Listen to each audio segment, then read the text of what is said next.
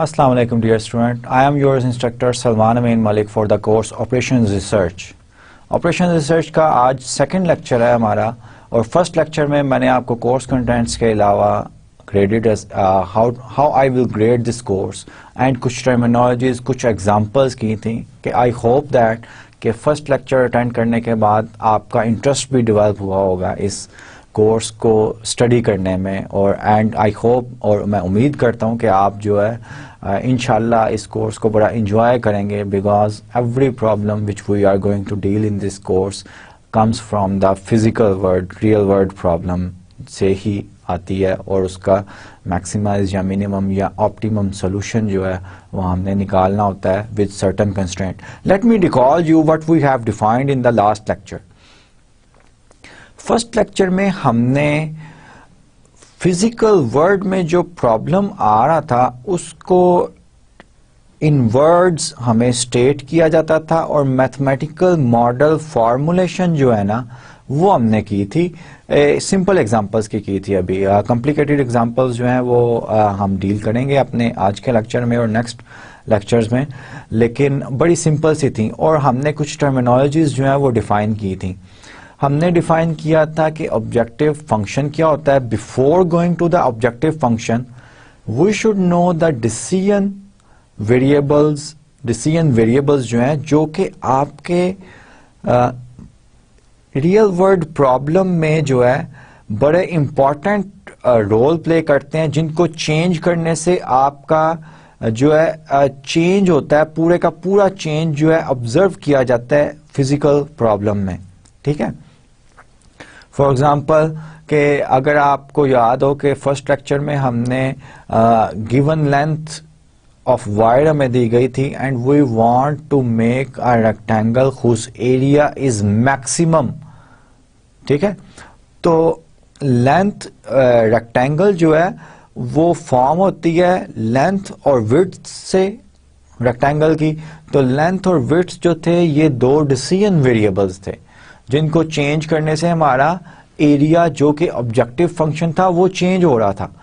फिर objective function क्या होता है कि हमारा अल्टीमेट ऑब्जेक्टिव क्या है in the real world problem. ठीक है. जैसे एक और एग्जांपल हमने की थी जिसमें 5 वीक्स का बिजनेस ट्रिप था फ्रॉम फैथफील्ड टू डेनवर. फैथफील्ड और डेनवर जो है ये सिटीज हैं यूनाइटेड स्टेट्स के और मुझे क्या करना था कि मैंने मिनिमम कॉस्ट का ट्रैवल जो है वो फाइंड आउट करना था. तो उसमें क्या था कि ऑब्जेक्टिव फंक्शन क्या था कि कॉस्ट को मिनिमाइज किया जाए और रिस्ट्रिक्शंस क्या थी कि मैं टेक ऑफ कर सकता हूं फ्रॉम फैथफील्ड ऑन मंडे और वापस आ सकता हूं ऑन वेडनेसडेज. अब ये जो रिस्ट्रिक्शंस होती हैं इनको मैथमेटिकली जब फॉर्मुलेट करते हैं तो हमारे पास इनइक्वालिटीज या इक्वेशंस आती हैं, उनको हम कहते हैं कि दीज आर द कंस्ट्रेंट्स. तो ये तीन बेसिक टर्मिनोलॉजीज ओआर की जो है ये हमने फर्स्ट लेक्चर में डिफाइन की थी और ओआर का इम्पैक्ट जो है रियल वर्ल्ड फिजिकल वर्ल्ड में सोशल लाइफ में डिफरेंट मैंने आपको स्लाइड एक प्रेजेंट की थी जिसमें दुनिया में डिफरेंट ऑर्गेनाइजेशंस ने ओआर टेक्निक्स यूज्ड करके they have saved a lot of money. तो ये जो हमने डिफरेंट 3 टर्मिनोलॉजीज यूज की थी, decision variables, then objective function which is defined in terms of decision variables और objective function में आपके each decision variable के साथ एक पैरामीटर एक real number associate किया जाता है जो कि effect which is the effect of that objective function in the objective function में डिसीजन वेरिएबल का इफेक्ट होता है. वो जो पैरामीटर ऑब्जेक्टिव फंक्शन का कोफिशिएंट जो होता है ऑब्जेक्टिव डिसीजन वेरिएबल का कोफिशिएंट जो होता है ऑब्जेक्टिव फंक्शन में. And then we have defined the constraints in fact restrictions होती हैं. आज के लेक्चर में मैं जस्ट सबसे पहले तो मैं ओआर का डिफरेंट फेजेस जो हैं वो वंस अगेन क्योंकि ये बड़ा इंपॉर्टेंट है एक बार फिर जो है वो मैं डिटेल में डिस्कस करना चाहूँगा फर्स्ट 3 और 4 स्लाइड्स में. ओआर का फेजेस क्या हैं कि ओआर प्रॉब्लम को अगर आप ओआर टेक्निक्स जो हैं अप्लाई करना चाहते हैं तो फेजेस क्या हैं। जैसे लास्ट लेक्चर में भी मैंने आपको बताया था कि प्रॉब्लम ऑफ इंटरेस्ट आइडेंटिफाई करना, ये उसके बाद मैथमेटिकल मॉडलिंग जो है डिफाइन करना, जिसमें objective function, decision variables identify करना और आपके कंस्ट्रेंट जो हैं ये निकालना। देन आप एल्गोरिदम जो है वो डेवलप करें for solving that mathematical problem. Algorithm जब डेवलप कर लिया फिर मशीन पे इम्प्लीमेंट करना जो है, डाटा जो है पिछला कलेक्ट कर जो आपने किया हुआ है फर्स्ट स्टेप में, उस डाटा को इंटरप्रेट करना by using your solution or your algorithm for solving a certain problem। उसके बाद अपनी हायर मैनेजमेंट को डिसीजन लेने के लिए बताना कि वो under what circumstances they have to take such type of decision, and ultimately you will implement your model or solution or algorithm, whatever, for solving a particular problem. So let's start the lecture. In today's lecture, first of all we are going to define I am going to define the different phases of OR. We are having the second lecture today.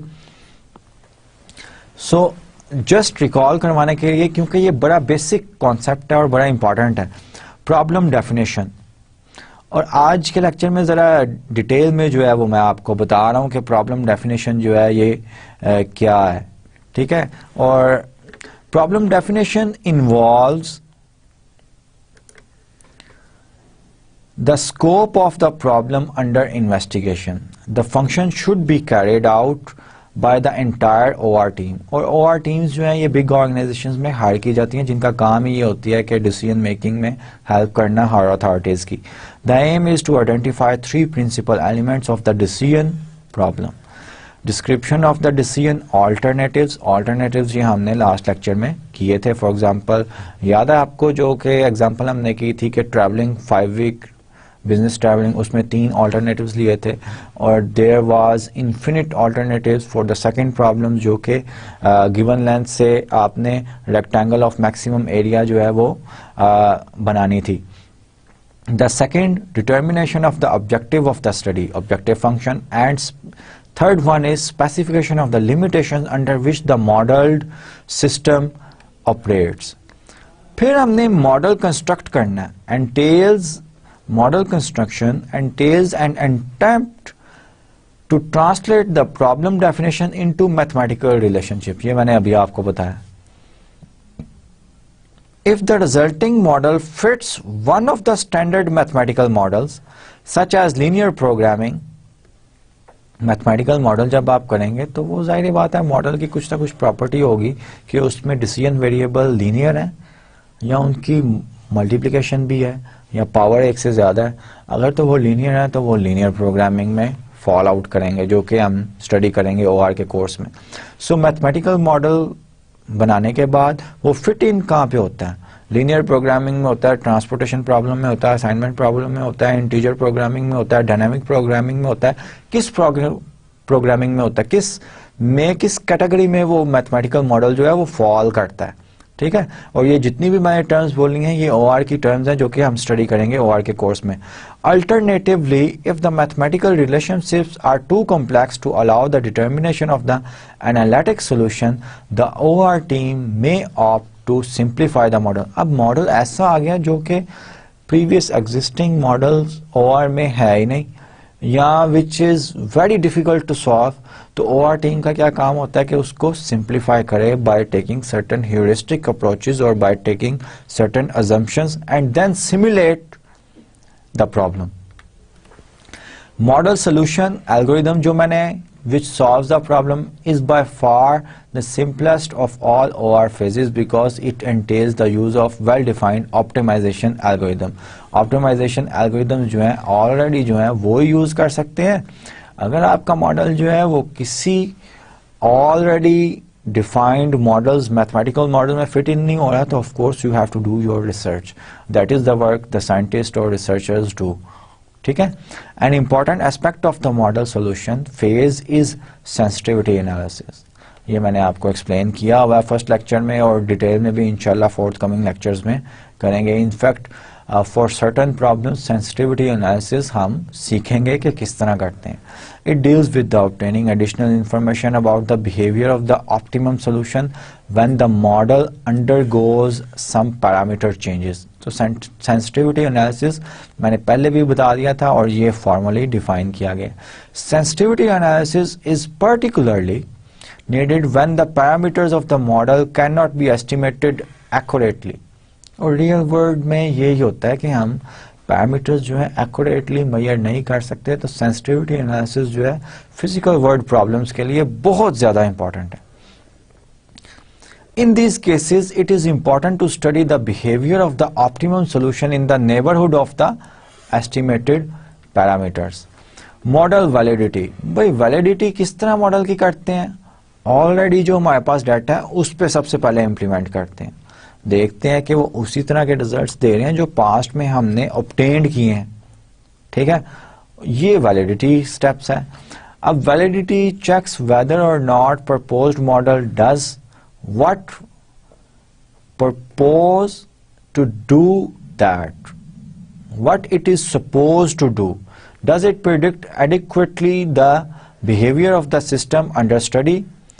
Initially, the OR team should be convinced that the model's output does not include surprises।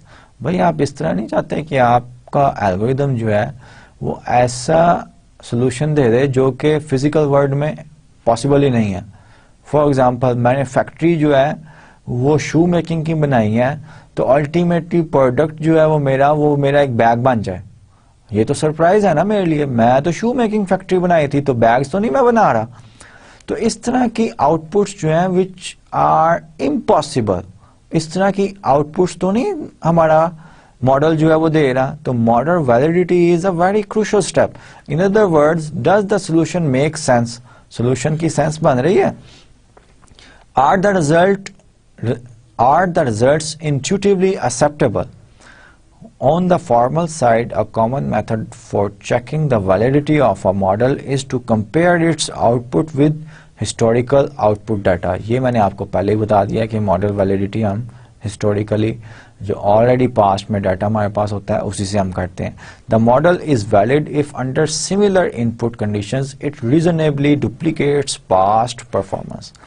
Generally, however, there is no assurance that future performance will continue to duplicate past behavior, also because the model is usually based on careful examination of the past data। The proposed comparison is usually favorable if the proposed model represents a new non-existing system, no historical data would be available। ये just मैंने कुछ phrases, important phrases जो हैं collect कर ली हैं और मैं ये सपोज करता हूँ, और इनफैक्ट सपोज नहीं करता, in fact this will be helpful to you to understand the phases of OR problem. Implementation जो है ये लास्ट स्टेप होता है, ये मैंने पहले भी बताया था। Of the solution of validated model involves the translation of the results into understandable operating instructions to the issued to the people who will administer the recommended system। The burden of this task lies primarily with the OR team, and if the organization is not having the same result, then of course the burden OR team पे ही आएगा। और ये आपको responsibility as a human being, as a ethics, having the good ethics, आपको responsibility लेनी चाहिए। If you have done something wrong, आपको responsibility लेनी चाहिए। ये बड़ा हमारी नेशन में लैक करता है कि we put the responsibility of the wrong doings to the others। लेकिन OR टीम में अगर आप किसी ऑर्गेनाइजेशन में हैं और you propose some solution, then you should, if something goes wrong with your model or prediction, then you should take the responsibility। ये OR team की ही रिस्पॉन्सिबिलिटी होती है।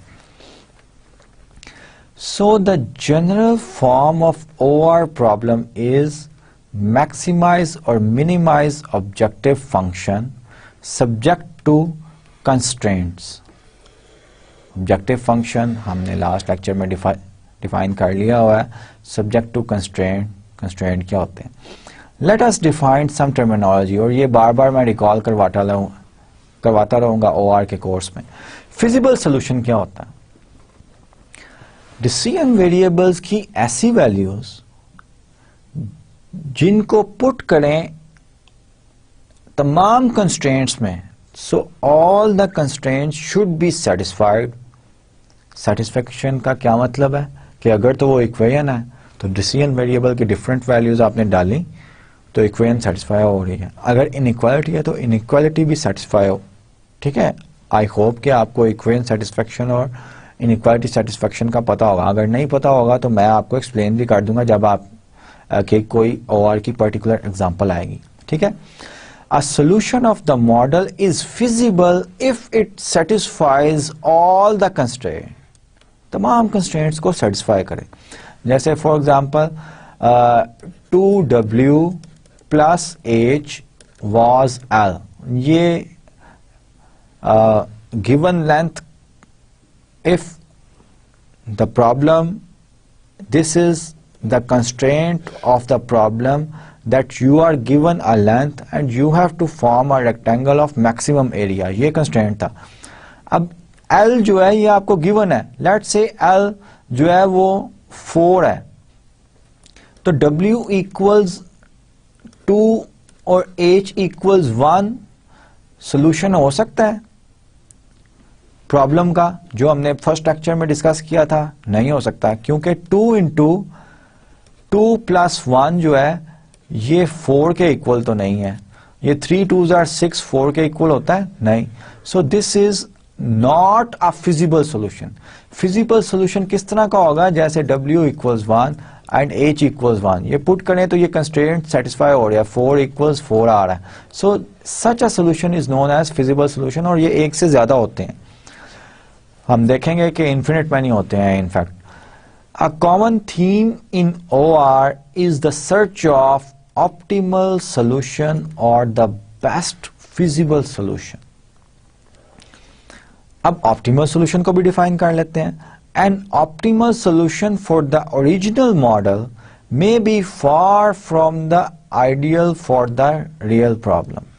अब जो real problem है, मैथमेटिकल मॉडल का ऑप्टिमल सोल्यूशन आपने निकाला है, तो ये पॉसिबल है।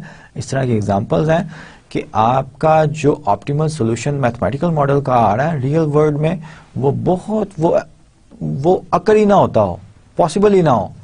सो additionally analysis is needed, therefore post optimality analysis, यानी कि ऑप्टिमल सॉल्यूशन आपने निकाल लिया, पोस्ट ऑप्टिमल एनालिसिस जो है वो हम करते हैं, और इसी को ही sensitivity analysis is one of the post optimality analysis.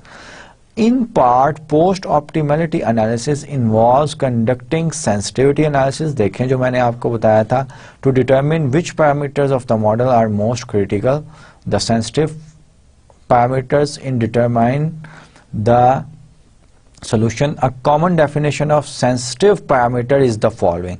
अब sensitive parameter क्या होता है उसका ये following है, और ये मैंने आपको कहा हुआ है कि sensitive parameter is such a parameter जो कि objective function को a little bit change करें, parameter की value objective function भी change हो।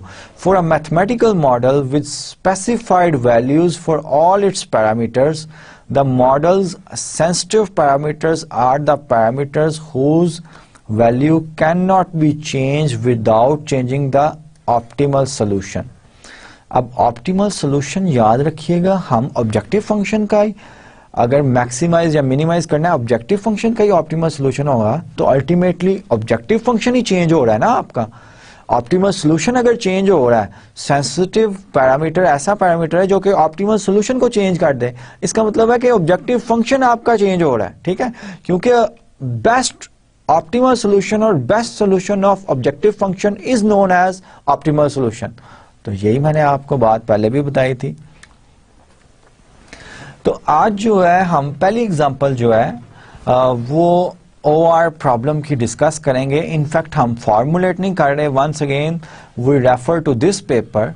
ये पेपर जो है पब्लिश हुआ है और ये नीदरलैंड्स के वाटर रिसोर्सेज के अबाउट है, और इसका नाम रिजिक्स वाटर स्टैट ये रखा है, नीदरलैंड डच लैंग्वेज में ही है ये।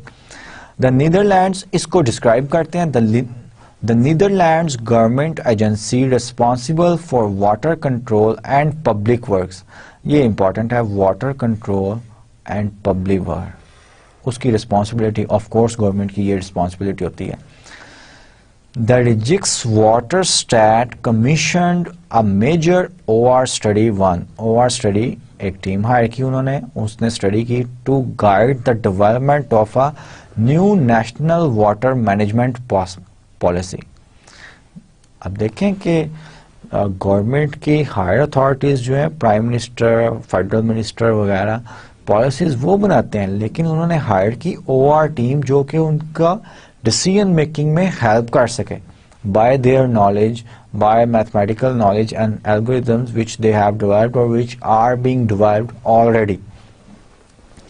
The new policy saved hundreds of millions of dollars in investment expenditures and reduced agriculture damage by about $50 million per year। देखें, it's a lot of money। Pakistan में हम इस तरह की स्टडी को बड़ा मिस कर रहे हैं। हमारी पॉलिसीज भी जो हैं वो इसी तरह ही होनी चाहिए कि जो कि नेशनल इंटरेस्ट में हो। नेशनल इंटरेस्ट में मीन क्या है कि हमारा जो खजाना है, कौमी खजाना जो है, उसमें सेविंग्स, अगर हम कुछ कंस्ट्रक्ट कर रहे हैं या पॉलिसीज बना रहे हैं तो उसको मिनिमम रिसोर्सेज से मैक्सिमम आउटपुट, यही OR स्पेशलिस्ट का काम होता है। While decreasing thermal and allergy pollution, LG pollution जो है, आप ये देखें वो कंसिडर कर रहे हैं, थर्मल और एलर्जी पोल्यूशन को भी कंसिडर कर रहे हैं कि ह्यूमन बींग्स ने रहना है, we can not allow such a policy which polluted the environment, which pollutes the environment. इस तरह की हम नहीं कर सकते पॉलिसी जो है। Rather than formulating one mathematical model, अब एक मैथमेटिकल मॉडल के बजाय वो OR टीम ने, this OR study developed a comprehensive integrated system of 50 models, 50 different models जो है उन्होंने कंस्ट्रक्ट किए। Furthermore, for some of the models, both simple and complex versions are developed. The simple version was used to gain basic insights, of course, including trade-off analysis. ये trade-off analysis क्या होता है ये भी हम study करेंगे. The complex version then was used in the final rounds of the analysis or whenever greater accuracy or more detailed outputs were desired. The overall OR study directly involved over 125 person years. यानी कि एक साल में OR study जो है वो directly involve करती थी 125 persons को।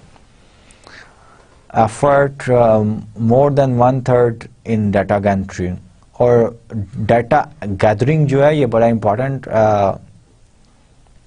जो है स्टेप है OR स्टडी का।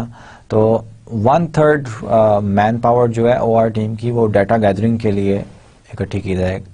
Created several dozen computer programs and structured an enormous amount of data. तो डाटा जो है उन्होंने कंस्ट्रक्ट किया। तो अल्टीमेटली ऑब्जेक्टिव क्या हुआ, जैसे पहले भी बता दिया, they have saved $50 million per year और कंटिन्यूसली सेव होते गए। It's an achievement.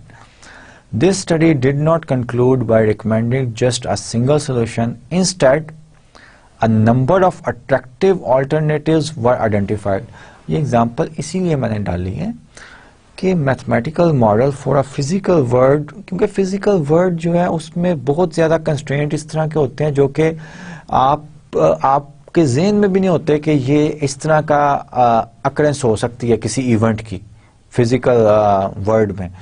तो आपको एक से ज्यादा मॉडल्स चाहिए होते हैं, जैसे इसमें इस केस स्टडी में एक से ज्यादा मॉडल्स जो हैं उन्होंने डिस्क्राइब किए हैं, ठीक है, और फिर सॉल्यूशन भी प्रपोज किए हैं, ठीक है। Instead, a number of attractive alternatives were identified, analyzed and compared. The final choice was left to the Dutch political process culminating with the approval of parliament. देखें ये पार्लियामेंट में, एंड बार बार मैं कह रहा हूँ कि जब मैं स्टडी करता हूँ ओआर और स्पेशल इस तरह के केस स्टडीज़ करता हूँ तो मुझे पाकिस्तान के लिए भी होता है कि ये पाकिस्तान के लिए भी इस तरह की ही साइंटिफिक स्टडी पे बेस्ड की हुई पॉलिसीज जो है वो हमें इम्प्लीमेंट करनी चाहिए।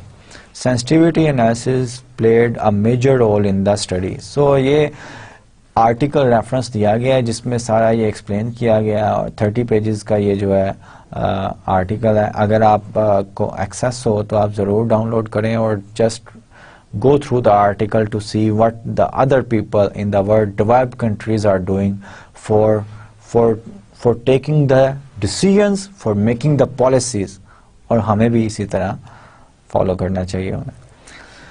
लीनियर प्रोग्रामिंग, ये फर्स्ट फॉर्मल जो है टॉपिक है ओआर का आपके कोर्स का।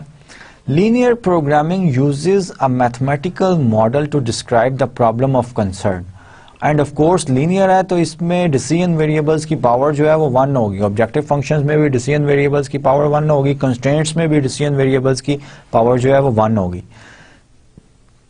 The adjective linear means that all the mathematical functions in this model are required to be linear functions। अब linear function आपको पता है कि क्या होता है। Let's say कि आपके पास x1, x2 ये दो वेरिएबल्स हैं, तो x1 5x1 plus 7x2 less than equal 7, ये एक लीनियर इनइक्वालिटी है क्योंकि x1 और x2 की पावर क्या है 1 है।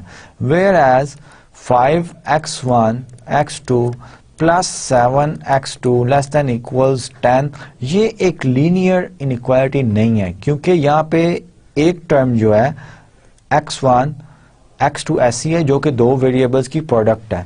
Similarly x1 square plus x2 greater than or equal to let's say 100, this inequality is also not linear because यहाँ पे वेरिएबल की पावर जो है 2 है 1 नहीं है। तो लीनियर प्रोग्रामिंग में हमारा जो मैथमेटिकल मॉडल होगा इसमें तमाम कंस्ट्रेंट भी लीनियर होंगे और ऑब्जेक्टिव फंक्शन भी हमारा लीनियर ही होगा। द वर्ड प्रोग्रामिंग, ये मैंने पहले आपको बता दिया है, does not refer here to computer programming, rather it is essentially a synonym for planning. Planning के लिए सिनोनिम जो है यूज किया गया। Thus linear programming provides the planning of activities to obtain an optimal result, that is a result that reaches the specified goal best according to the mathematical model among all feasible alternatives. We have a list of alternatives, list of possibilities, जैसे last example में travel वाले, last lecture में travel वाली example में हमारे पास 3 different travel करने की possibilities थी, वो अल्टरनेटिव्स थी 1 2 3। इसी तरह आपका लीनियर प्रोग्रामिंग में डिफरेंट अल्टरनेटिव्स हैं 4 5 so on and so forth, n alternatives हैं। आपने all these are feasible, infeasible नहीं है, और feasible solution हमने डिफाइन कर लिया है। feasible solution ऐसा solution है प्रॉब्लम का जिसमें तमाम के तमाम कंस्ट्रेंट जो है आपके सेटिस्फाई होती हैं, ठीक है। और सेटिस्फाई का मैंने थोड़ा सा बताया था, एग्जांपल्स में हम देखेंगे भी। तो इन तमाम feasible solutions में से हमने बेस्ट सोल्यूशन जो है वो पिक करना है, उसी को हम क्या कहते हैं, ऑप्टिमल सॉल्यूशन कहते हैं, ऑप्टिमल सॉल्यूशन कहते हैं, ठीक है। तो बेस्ट सॉल्यूशन जो है वो हमने पिक करना। अब ये एक एग्जांपल है, रियल वर्ल्ड एग्जांपल, जो कि in fact for a certain organisation, this is the example from the real world which use the concept of the linear programming to facilitate themselves. Problem ये क्या है, the fueling of an aircraft can take place at any of the stopovers along the flight route। अब ये क्या मतलब है, जब आपके इंटरनेशनल ट्रैवल आप करते हैं, सपोज आपने लाहौर से फ्रांस पेरिस ट्रैवल करना है, तो फ्लाइट जो होती है आपकी वो स्टॉप ओवर करती है, स्टे करती है। फॉर एग्जांपल लाहौर से अगर एमिरेट्स एयरलाइन है तो लाहौर से वो दुबई जाएगी, दुबई से फिर पेरिस जाएगी। स्टॉप ओवर पे वो फ्यूल जो है वो प्लेन में फिल करते हैं, टैंकर जो है वो प्लेन के टैंकर जो होते हैं वो फिल करते हैं। अब अगर लाहौर में फ्लाइट है, लाहौर में तो फ्यूल प्राइस ज़्यादा होगी, दुबई में फ्यूल प्राइस कम होगी क्योंकि वो तो प्रोड्यूस करते हैं खुद से। तो प्रॉब्लम ये है कि हमने ऐसे स्टॉप ओवर्स पे अपने प्लेन के टैंकर्स जो हैं वो फिल करने हैं so that our cost of the fuel is minimised, cost of the fuel minimised हो। लेकिन जब हम इस तरह भी नहीं कर सकते, अगर हम फ्यूल को टैंक को फुल कर लेते हैं तो ऑब्वियसली प्लेन को फ्लाई करने में गैसोलीन जो है वो ज़्यादा फ्यूल ज़्यादा यूज़ करेगा क्योंकि वेट हमने डाल दिया प्लेन पे। तो हम taking in consideration that usage of gasoline और oil whenever we fly a plane from one destination to another destination, ये कंस्ट्रेंट ज़हन में रखते हुए और फ्यूल प्राइस किन किन स्टॉप ओवर्स पे मिनिमम में हम चाहेंगे कि हम ऐसा प्लान करें कि हमारा जो है कॉस्ट जो है वो मिनिमाइज हो and we save our money. So this is exactly real world problem and they used linear programming technique for solving their problem and they saved a lot of money. Let's see on the slide. The fueling of an aircraft can take place at any of the stopovers along the flight route. ये stopovers मैंने आपको बताया। Fuel price varies among the stopovers. The potential savings can be realized by loading extra fuel. Call tankering, इसको air industry में हम tankering कहते हैं। At a cheaper location for use on subsequent flight legs. The disadvantage of tankering is the excess burn of gasoline resulting from the extra weight. ये मैंने आपको explain कर दिया। Linear programming is use to determine the optimum amount of tankering that balances the cost of excess burn against the savings in fuel cost. The study carried out in 1981 resulted in net savings of $350,000 per year in 1981. 1981 में इतनी big amount जो है उन्होंने per year save की by using the linear programming. अभी तक हम इस कोर्स में सेकंड लेक्चर में सिर्फ एग्जांपल्स पढ़ रहे हैं जो कि आपको रियलाइज करवा रही हैं the importance of operations research. ठीक है, और ये इसलिए भी हैं कि आपका इंटरेस्ट भी ओआर में डेवलप हो। अब this is the first example in which we will formulate the mathematical model correspond to a real world problem, जो फिजिकल प्रॉब्लम हमें है। द रेडीमिक्स कंपनी, ये कंपनी का नाम है जो कि पेंट जो है बनाती है। अब पेंट दो तरह के होते हैं, इंटीरियर पेंट जो अंदर रूम्स वगैरह में हम यूज करते हैं और एक्सटीरियर पेंट जो कि बाहर हम यूज करते हैं। अब let's see what is the problem. Readymix produces both interior and exterior paints from two raw materials. These raw materials are denoted by M1 and M2. The following table provides the basic data of the problem. और ये data जो होता है ये बड़ा important होता है OR problems में कि you should have the correct data. और ये आपको physical factory for example ये रेडीमिक्स वाले ही data दे सकते हैं।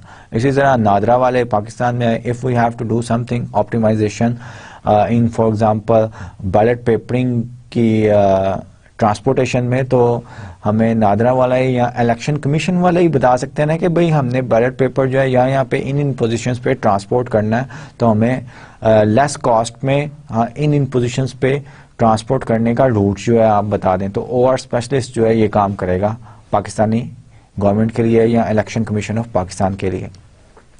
लेकिन डाटा जो है वो ultimately election commission of Pakistan ही देगा ना कि भाई हमने लाहौर में 110 जगहों पे बैलेट पेपर पहुंचाने, कोयटा में 80 प्लेसेस पे बैलेट पेपर पहुंचाने हैं, ठीक है। ये इंफॉर्मेशन तो आपको आपका यूजर या कंपनी ही देगा ना। So this table represents the information which the Readymix company provides us. अब ये टेबल हम देखेंगे कि इस टेबल का what does it mean. Exterior paint ये रॉ मटेरियल है M1 और M2, और ये एक्सटीरियर पेंट में उसके यूनिट्स जो है इन टन्स, कितने टन यूनिट जो है एक्सटीरियर पेंट में यूज होता है रॉ मटेरियल 1 का। 6 ton unit, 1 ton 6 ton unit जो है एक्सटीरियर पेंट के लिए यूज होता है। Tons of raw material per ton of exterior paint, 6 units जो है एक्सटीरियर पेंट का रॉ मटेरियल 1 में यूज होता है। इंटीरियर पेंट में 4 होता है। Maximum availability in tons of material M1 is 24। Raw material M2 exterior paint में इसका 1 टन यूनिट जो है 1 यूनिट जो है यूज होता है। इंटीरियर पेंट में 2 यूनिट्स होता है और मैक्सिमम अवेलेबिलिटी 6 यूनिट है, जो कि यूनिट हमारा टन है। और ठीक है, प्रॉफिट इन $100,000। एक्सटीरियर पेंट जो है 5 पैरामीटर है इसका प्रॉफिट ऑब्जेक्टिव फंक्शन में, जो कि हम कंस्ट्रक्ट करेंगे इस इंफॉर्मेशन से, इस टेबल से।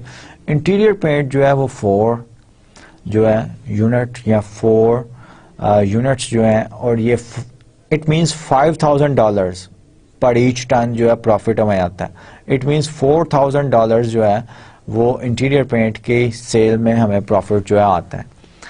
अब ये कंस्ट्रेंट्स हैं, limitations हैं। These are the limitations which will lead to the formation of the constraints.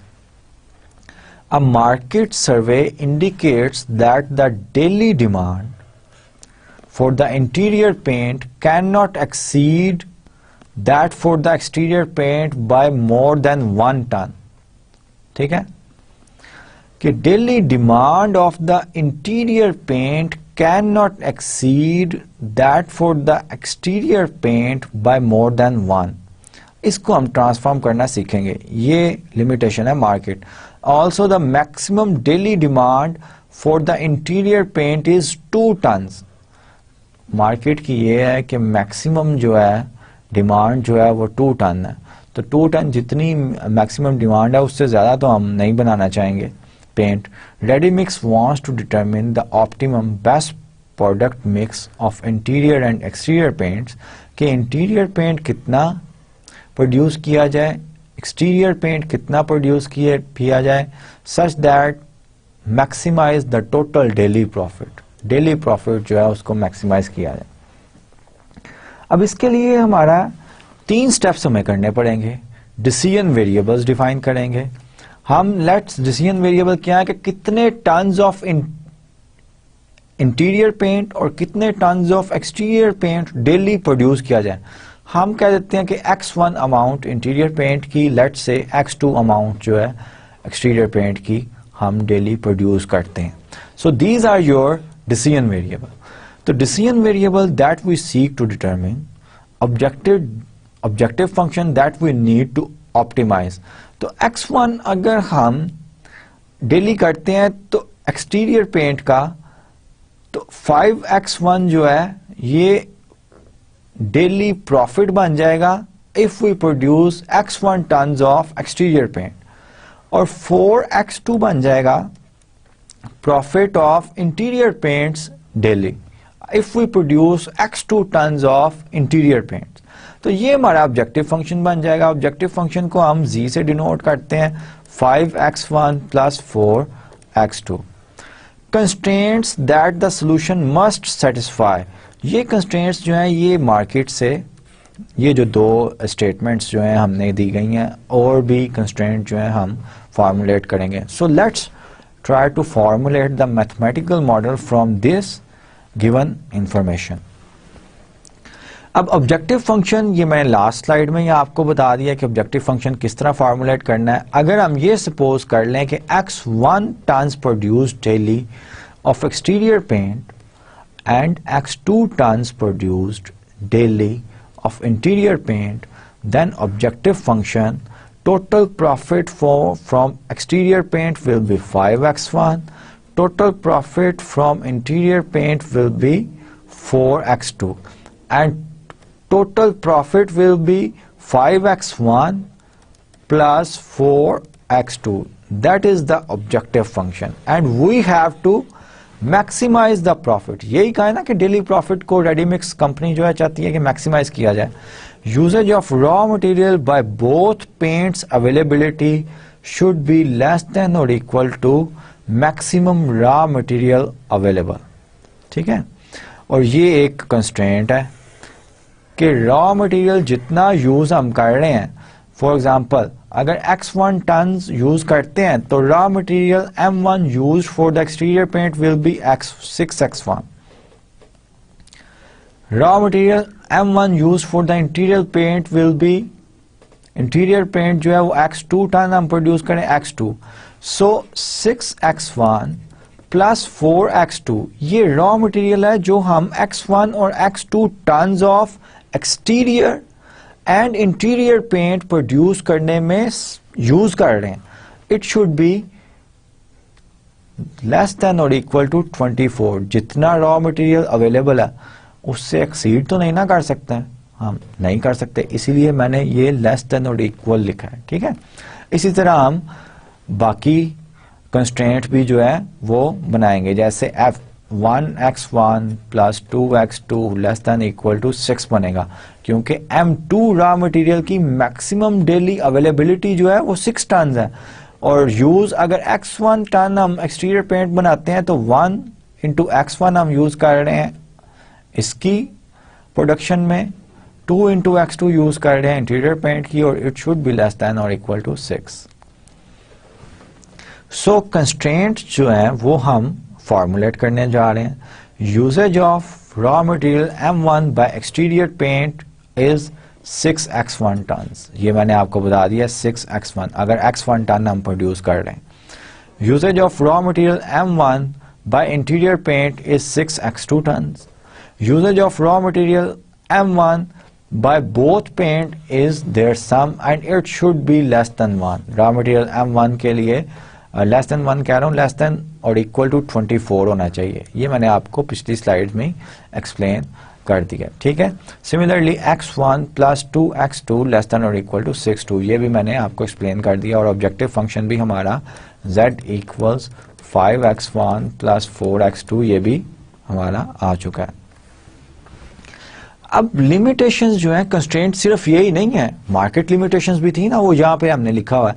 Market survey indicates that the daily demand of interior paint cannot the daily demand x2 ton हम बना रहे हैं, इसका मतलब है daily demand of interior paint x2 हम daily बना रहे हैं.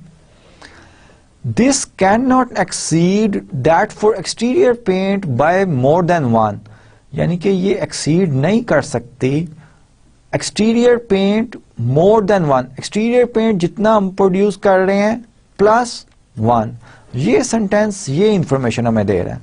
अब इस कंस्ट्रेंट को अगर मैं वेरिएबल्स एक तरफ ले जाऊं, I can write it as x2 minus x1 less than और equal to 1. So this is the one of the market constraint. Also the maximum daily demand for interior paint is 2 tons. अब हम जितनी हमारी demand है market की उससे ज्यादा तो प्रोड्यूस नहीं ना कर सकते, क्योंकि उससे ज्यादा प्रोड्यूस करेंगे वो तो हमें फिर ट्रांसपोर्ट करके वेयर हाउसेस में ले जाना पड़ेगा और वो कॉस्टली होता है. ठीक है, तो हमारा x2 जो है उसकी इंटीरियर पेंट जो कि हम x2 डेली कर रहे हैं वो should be always less than or equal to 2. Maximum production जो है इंटीरियर पेंट की वो 2 टन्स पर अ डे ये होनी चाहिए. ये मार्केट कंस्ट्रेंट्स थे हमारे जो हमने लिख लिए यहाँ पे. अब एक और कंस्ट्रेंट जो कि अंडरस्टूड है कि हम प्रोड्यूस कर रहे हैं x1 and x2 tons of, this is the exterior paint, this is the amount of interior paint in tons. ठीक है, तो ये x1 और x2 नेगेटिव हो सकते हैं. नेगेटिव का क्या मतलब है? कि हम प्रोड्यूस नहीं इनफेक्ट कर रहे हैं, हमारे पास ऑलरेडी पड़ा हुआ है और वो हम लूज कर रहे हैं, ये तो पॉसिबल नहीं है ना। तो a natural restriction is that positivity की के ये ग्रेटर देन और equal to 0, x1 greater than equal to 0, x2 greater than or equal to 0. That maximum possibility is that we are producing nothing. x1 0, x2 equals 0. यही होता है ना, factory या produce करती है या नहीं करती। मैक्सिमम ये है कि workers are no more working और machines are no more working and we are producing nothing. So this is the positivity या non negativity condition of the decision variable, whereas x1 and x2 are the decision variable, which is for this particular example are the amount of the exterior as well as interior paints produced in one day, or these are the amount of the exterior or interior paint produced daily. तो ready mix problem जो describe किया गया था उसकी mathematical formulation जो है वो ये आ गई, maximize which is the objective function, ये हमारा objective function है, we have to maximize this function subject to these constraints, जितने भी constraint थे ये रॉ मटेरियल 1 के correspond था, ये रॉ मटेरियल 2 के correspond था, ये मार्केट की जो थी वैल्यू थी कि x2 can not exceed the demand of x1 plus 1 ton, ठीक है। x2 इंटीरियर पेंट जो है उसकी मैक्सिमम डिमांड जो है 2 टन्स डेली है। ये सब कंस्ट्रेंट और ये नॉन नेगेटिविटी जो है कंडीशन ये हमें अंडरस्टूड थी कि यहाँ इधर वी आर प्रोड्यूसिंग समथिंग और we are producing nothing, negative values ये ऑब्टेन नहीं कर सकता। अब ये मैथमेटिकल मॉडल हमारा बन गया, ठीक है। अब इसको देखें कि ये लीनियर प्रोग्राम है, यस, क्योंकि हर वेरिएबल डिसीजन वेरिएबल की पावर क्या है 1 1, पावर इनकी 1 1 है, कंस्ट्रेंट में भी और ऑब्जेक्टिव फंक्शन में भी। अब अगर आप रिकॉल करें फर्स्ट लेक्चर में हमारा ऑब्जेक्टिव फंक्शन रेक्टेंगल वाले प्रॉब्लम में w इंटू एच था, ये नॉन लीनियर है, ठीक है, और ये उस वक्त भी मैंने आपको रियलाइज करवाया था। सो this is not a linear programming model, जो कि रेक्टेंगल जो है गिवन लेंथ में मैक्सिमम एरिया वाली रेक्टेंगल हमने कंस्ट्रक्ट करनी थी। Any values of x1 and x2 which satisfies all the constraints is known as a feasible solution for this ready mix model. यही लिखा हुआ है, any values of x1 and x2 that satisfies all 5 constraints constitutes a feasible solution, otherwise the solution is infeasible. Determine x1 equals 3 tons per day and x2 equals 1 tons per day is a feasible solution or not. तो हम क्या करेंगे कि हम इन तमाम constraint को check करेंगे कि इन वैल्यूज के लिए ये सेटिस्फाई होते हैं कि नहीं। फॉर एग्जांपल पहला कंस्ट्रेंट क्या बनता है, x1 3 है 18, x2 जो है 1 है, 18 प्लस 4, क्या ये इनइक्वालिटी ट्रू है? 18 प्लस 4 क्या होता है 22, 22 जो है वो छोटा ही होता है 24 से, तो फर्स्ट कंस्ट्रेंट सेटिस्फाइड।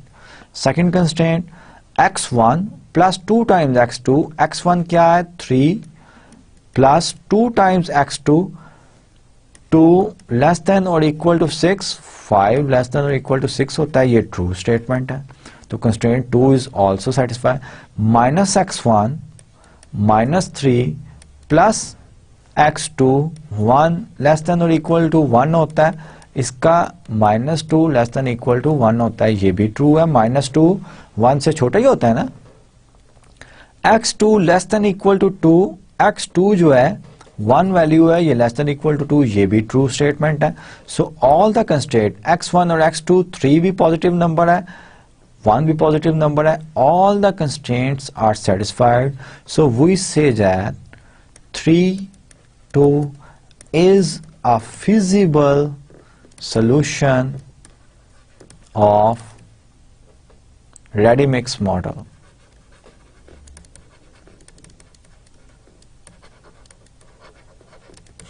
ठीक है, अब ये एक ही फिजिबल सॉल्यूशन नहीं है, there are many feasible solution, in fact infinite many feasible solution, ये हम देखेंगे.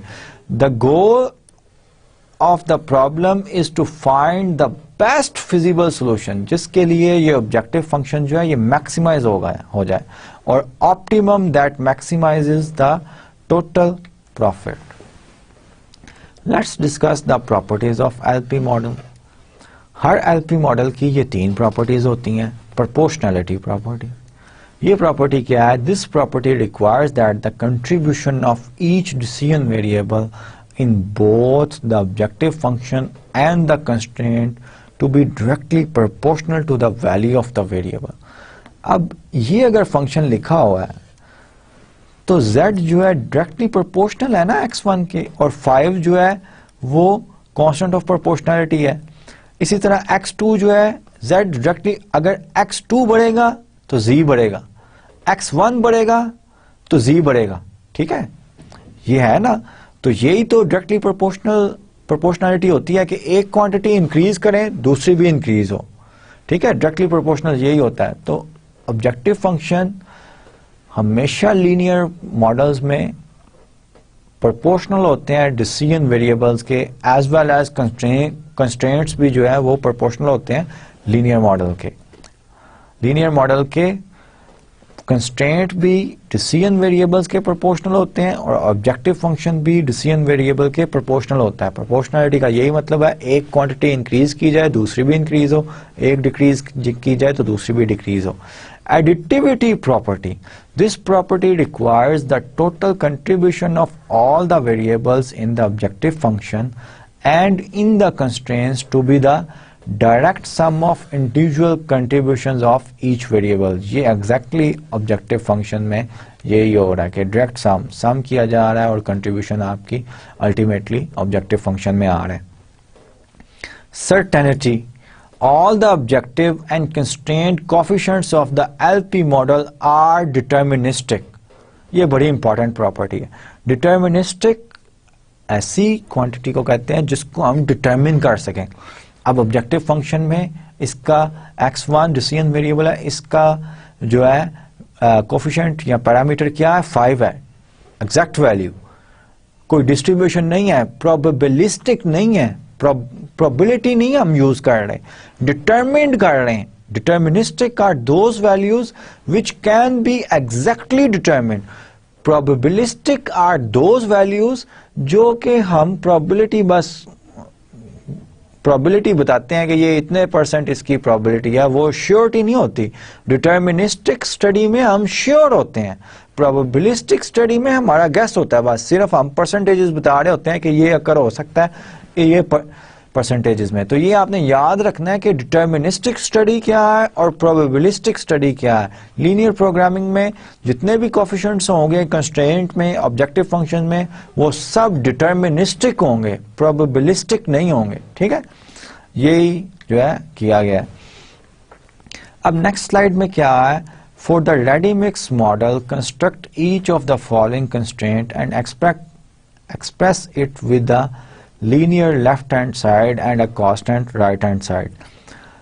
अब ये जो है ये रिस्ट्रिक्शंस दी गई हैं, लिमिटेशंस दी गई हैं और आपको कहा गया है कि रेडी मिक्स प्रॉब्लम जो कि मैथमेटिकल फॉर्मूलेशन हमारी ये आई थी, तो ये जो 2 लिमिटेशंस हैं इनको एज अ कंस्ट्रेंट फॉर्म करके आप मॉडल में फिट इन करें. The daily usage of raw material M2 in tons is at most 6 and at least 3. इसका मतलब है कि X usage of raw material M2 का यूजेज जो है वो ज्यादा से ज्यादा 6 टन हो सकता है और कम से कम 3 टन हो सकता है. इसका मतलब है M2 का यूजेज ये था हमारा. Let me see in the slide के M2 का यूजेज क्या था. टेबल से हमें पता चल रहा है कि M2 का सेकंड कंस्ट्रेंट था विच इज x1 + 2x2. ठीक है, तो ये कंस्ट्रेंट M2 के कॉरस्पॉन्ड है। तो मैक्सिमम यूजेज जो है 6 टर्न्स है, वो तो ये इनइक्वालिटी ही कर रही है, एंड एटलीस्ट 3 टर्न्स, इसका मतलब है 3 टर्न्स से ज्यादा इसका यूजेज होने चाहिए। So x1 plus 2 x2 less than equal to 6। So this constraint will be replaced by this one if we have this restriction। अब ये सेकंड जो है ये आप खुद कीजिएगा, कोशिश कीजिएगा कि कौन से कंस्ट्रेंट को एक नया कंस्ट्रेंट बनता है या कि एक ऑलरेडी कंस्ट्रेंट को मॉडिफाई करना है। जैसे मैंने फर्स्ट के सॉल्यूशन में ऑलरेडी जो एक कंस्ट्रेंट था उसी को मॉडिफाई किया, ठीक है, which was the usage of raw material M2। Let's go to the next slide. Determine the best feasible solution among the following feasible and infeasible solutions of the ready-mix model। अब ready-mix model में different x1 और x2 की different values दी गई हैं और हमने ये study करना है कि ये जो है feasible हैं कि नहीं है। पहले ये बात बतानी है। अगर feasible हैं तो best फिजिबल सॉल्यूशन जिसका नाम हमने ऑप्टिमल सॉल्यूशन रखा है और ऑप्टिमल सॉल्यूशन रखा है वो हमने बताना है, वो निकालना है कि ऑप्टिमल सॉल्यूशन क्या है, ठीक है। फॉर एग्जांपल x1, तो मैं कंस्ट्रेंट चेक करूंगा x1 इक्वल्स 1, x2 इक्वल्स 4, ये सब सेटिस्फाई करता है। x1 for example first constraint x1 equals 1 और x2 इक्वल्स 4 के लिए क्या बनता है 6 प्लस 16 जो कि सेटिस्फाई कर रहा है। 1 plus 8 less than equal to 6, ये जो है 9 लेस देन इक्वल टू 6, ये तो फॉल्स है। फॉल्स, एक कंस्ट्रेंट भी सेटिस्फाई नहीं हो गया, so this solution is infeasible. ये फिजिबल है ही नहीं, इनफिजिबल है ये, ठीक है, क्योंकि एक कंस्ट्रेंट जो है वायलेट हो गया। नेक्स्ट है x1 2 x2 2।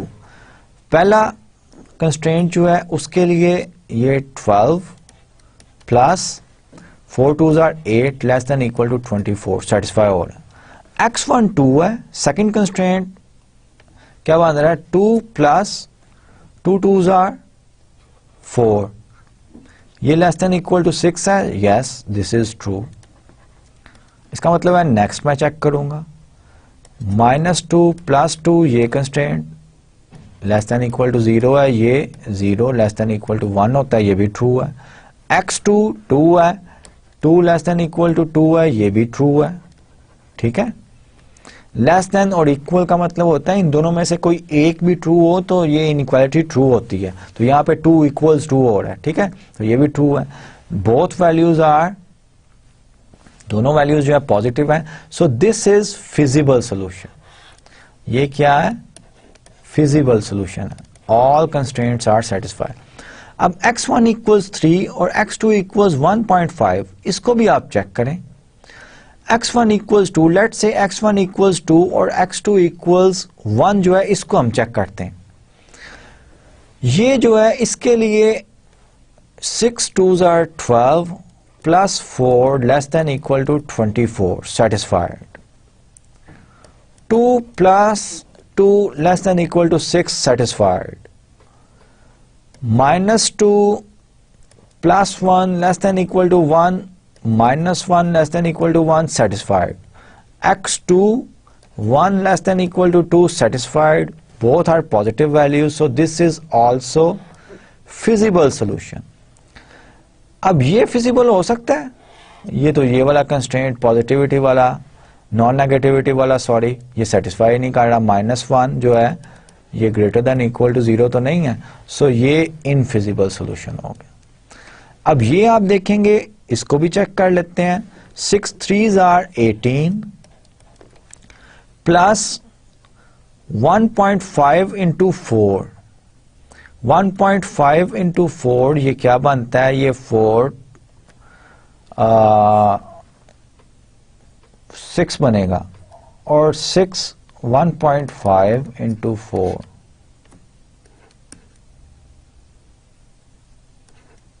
6 बनेगा, ठीक है। 18 plus 6 should be less than equal to 24, ये सेटिस्फाई हो रही है। 24 लेस देन इक्वल टू 24 है, ट्रू स्टेटमेंट है। सेकेंड 3, सेकेंड कंस्ट्रेंट इस पॉइंट के लिए 3 प्लस 3 6, ये 6 लेस देन इक्वल टू 6, ये भी ट्रू स्टेटमेंट है इसके लिए।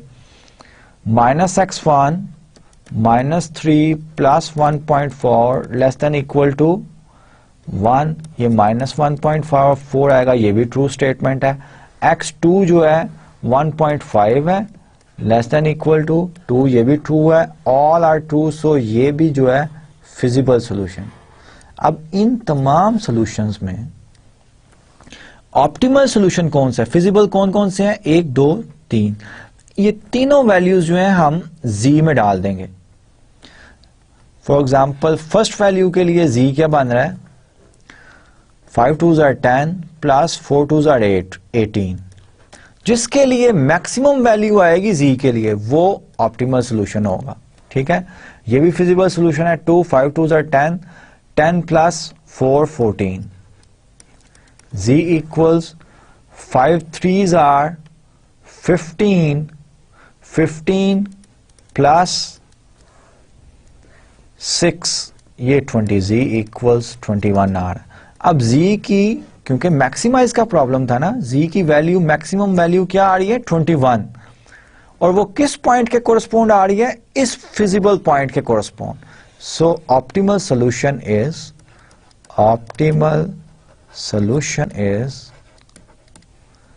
x1 equals 3, x2 equals 1.5.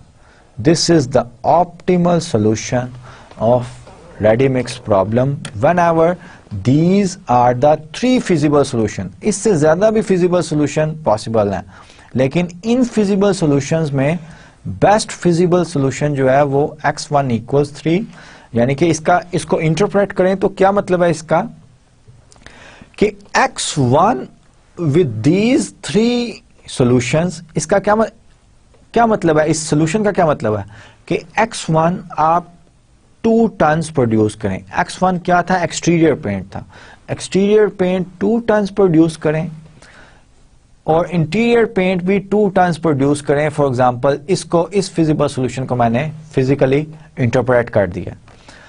इस फिजिबल सॉल्यूशन का क्या मतलब है कि एक्सटीरियर पेंट आप 2 टन्स प्रोड्यूस करें और इंटीरियर पेंट आप 1 टन प्रोड्यूस करें, तो आपके पास प्रॉफिट जो है वो $1,400,000 आएगा।